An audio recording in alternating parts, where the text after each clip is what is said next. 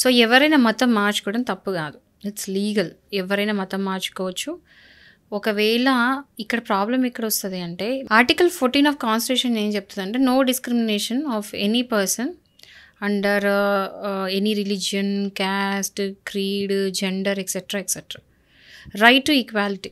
So anybody అంటే ఎవరైనా సరే ఏ మతం అయినా పాటించవచ్చు, నమ్మొచ్చు, వాటికి సంబంధించిన పూజ పునస్కారాలు వాట్ ఎవర్, అది ప్రేయర్స్, నమాజ్, వాట్ ఎవర్ ఏదైనా చేసుకోవచ్చు. సో ఎవరికైనా హక్కు ఉంటుంది, దీన్ని ఫ్రీడమ్ అంటారు. ఓకేనా.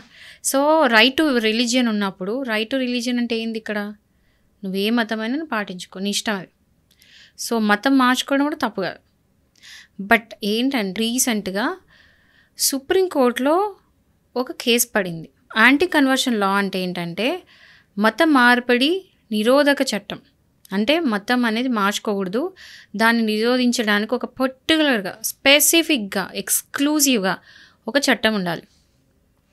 ఆ చట్టం ఏంటంటే ఇప్పుడు మీరున్నారు, ఇప్పుడు సపోజ్ మీరు హిందూ, మీకు క్రిస్టియన్లా మారాలనుకుంటున్నారు, మీరు హిందూలా మారాలనుకుంటున్నారు, ఎందుకంటే మీకు నమ్మకం వచ్చింది, అది మీ చాయిస్, మిమ్మల్ని ఎవ్వడు ఆపలేడు, అది ప్రాబ్లం కాదు, తప్పు కాదు.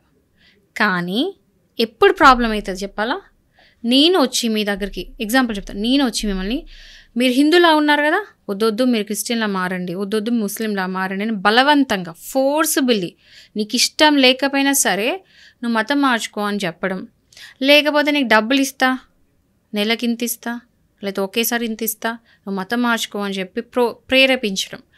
సో ఇలాంటి విషయాలు ఏంటంటే మీకు యాక్చువల్గా మీకు ఇష్టం లేదు, మీకు ఏమంటారు, మీకు మతం మార్చుకోవడం మీకు ఇష్టమే లేదు, బట్ నేను మీ నెత్తి మీద ఏదో ఒకటి చెప్తున్నా, ఫోర్స్ చేస్తున్నానో లేకపోతే మభ్య పెడుతున్నానో, డబ్బుల కోసం ఏదో ఒకటి చేస్తున్నా, చేసి మీ మతం మార్పిస్తున్నా బలవంతంగా అనుకోండి ఎగ్జాంపుల్, అప్పుడు తప్పు కదా అది.